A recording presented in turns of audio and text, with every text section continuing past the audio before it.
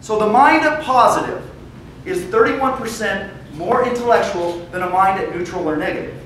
The mind at positive is also 37% better at sales at positive than neutral to negative. So I'm going to walk through the process of how we get to positive before I really start my speech. That way you guys will really enjoy what I have to say. So I'm going to pass these out. Now these are general positive affirmations. I have my own personal set of affirmations, and my children have their own set of affirmations. So what I'm going to ask you to do, does everybody have one of these? My man right here. So this is the first part of my day, and part of my process is how I get from mind to positive. I start off with my affirmations. Okay. So you guys are going to say these right along with me. And I need you to say it with a little bit of enthusiasm. Say it like you mean it. Like you feel it. Okay, you ready?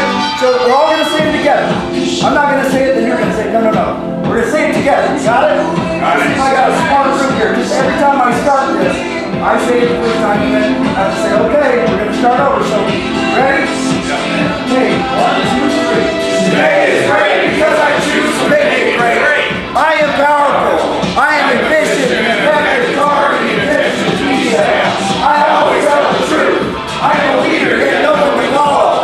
I am always on task. I am healthy. I love my life. I am a winner. I am deserving. I can do more and handle more. I am diligent. I have character. I find good in all I do. I treat people with respect. The more grateful I am, the more reasons I find to be grateful. I control my schedule. I stay on schedule. My schedule gives me peace of mind. I take care of my body. When I believe in myself, so do others. Challenges bring opportunities. My mind is always focused. I am kind, generous, and thoughtful. I expect to win, and I do. I create a win-win situation. I achieve my goal. I am brave. I am courageous. I am in charge. I am a leader. I am organized. I am disciplined. I have integrity. I am enthusiastic. I keep positive, excited, fun, productive thoughts in my mind at all times. Yeah! Okay, so go ahead and sit down. My kids, they do their homework, they get straight A's, they clean their room, they clean the playroom without being asked. Why? Because I program it in there. Their affirmations say I keep my room clean. Their affirmations say I get straight A's. My oldest son, his name is Jet. I named him Jet because it was the only jet I could afford at the time. And Jet, who's 10 years old, has read Think and Grow Rich. And he's also read another book called How to Influence and Influence People. So there are 2 books that I prescribe to every group that I consult with, or any organization I invest in, or any organization that I end up owning. And I require from the lowliest of the employees to the upper management to read 2 books. How to Influence and Influence People by Dale Carnegie, written in 1936. And Think and Grow Rich by Napoleon Hill, written in 1937. Guys, truth is truth. And I know there's been a lot of other good books to come since then, but everybody else is a charlatan. Those 2 gentlemen, they are the original gangsters, is what I would call them, of the mind. And so everything I'm going to tell you today is not my philosophy, it's the philosophies of Napoleon Hill and Dale Carnegie. When I was around 12 years old, I was with my dad. My dad coached my junior jazz basketball team. And if any of you have ever gotten the tickets that the junior jazz give you to go to the jazz game, you'll know exactly what I'm talking about. We were in what is known as the nosebleeds. And I said to my dad as we were eating a hot dog, I said, Dad, how do those people sit on the front row down there? That looks like a lot more fun. And he turned to me and he said, those people make a lot of money, son. And I said, well, Dad, I want to make a lot of money. I want to sit on the front row. So we came home that day. My dad gave me the book, Think and Grow Rich. And then he gave me some 3x5 cards.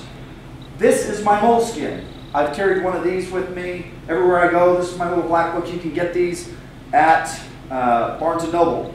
In the back here are my personal affirmations along with my goals to remind me every day what it is and what my purpose is.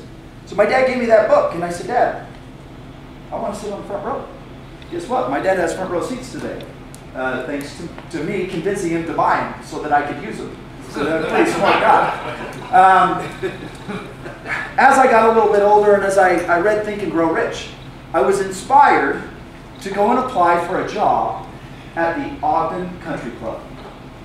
Now, I don't even think Don knows this story. I went in, and it was just when Sarge was becoming the new head professional. And I had an interview with a guy named Crow. I don't know if you guys know Crow. He's a pro now down in Roosevelt. And I came in dressed in a suit and a tie because I asked my dad, Dad, I'm interviewing for a job at the country club. I was going to be the guy that would wash the clubs and get the clubs for the members. And I said, Dad, what should I wear? Should I wear golf clothes or a suit? My dad said, son, you wear a suit. So I wore a suit. And in the interview, as Crow was asking me questions, I said, Crow, let me tell you something. You don't even have to pay me. I'm here to watch how these people, these wealthy, successful people interact with one another, how they deal with one another. That's all I want to see, and I'll make plenty of money on the tips. And so he hired me right then and there at 16 years old. And at 16 years old, I developed a great relationship with many of the members. But I noticed on the schedule, there was something weird. On Tuesday, nobody wanted to work.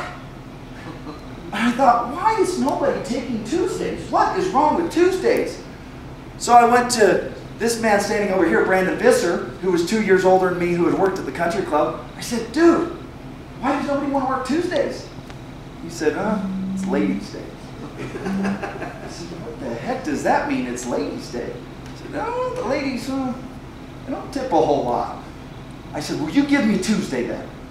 Because I wasn't going to let somebody else predetermine my outcome, because I can determine whatever outcome I want. And if I determined that Ladies' Day was going to be the best day and the ladies were going to tip, I was going to make that happen.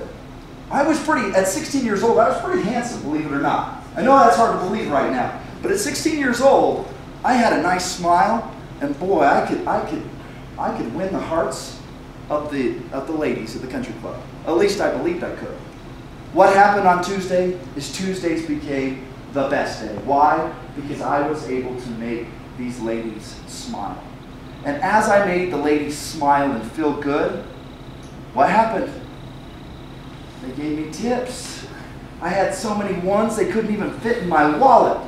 And so now everybody wanted to work Tuesdays. Everybody wanted to work on Ladies' Days. It's the mindset shift.